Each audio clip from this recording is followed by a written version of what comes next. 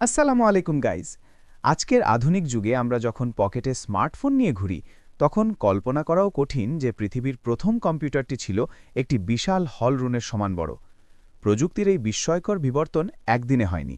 এর পেছনে রয়েছে শতাব্দীর পর শতাব্দী ধরে চলা মানুষের উদ্ভাবনী চিন্তা।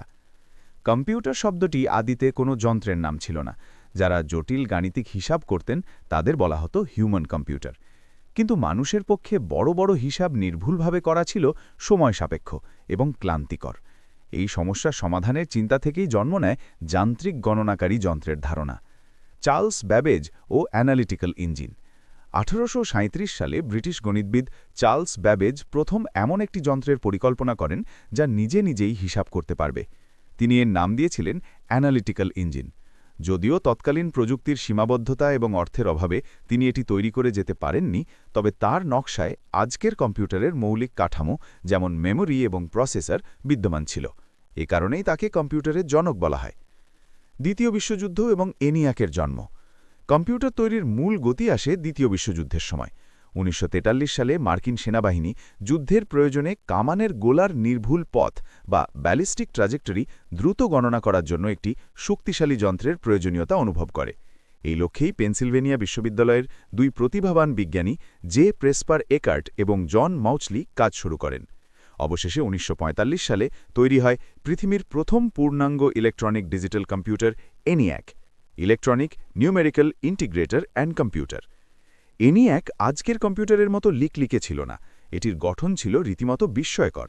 এটি প্রায় 1800 বর্গফুট জায়গা দখল করে থাকত। এর ওজন ছিল প্রায় 30 টন। এতে ব্যবহার করা হয়েছিল 17,448টি ভ্যাকিউম টিউব, 7,200টি ক্রিস্টাল ডায়োড এবং 1500টি রিলে। এটি চালাতে এত বেশি বিদ্যুৎ লাগত যে এটি চালু করলে ফিলাডেলফিয়া শহরের বিদ্যুৎ সরবরাহ কিছুটা কমে যেত।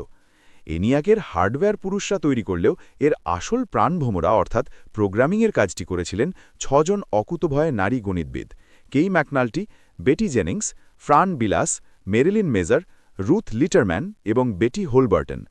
তখন আজকের মতো কোনো কোডিং ল্যাঙ্গুয়েজ ছিল না। তারা হাজার হাজার তার এবং সুইচ ম্যানুয়ালি পরিবর্তন করে কম্পিউটারটিকে নির্দেশনা দিতেন।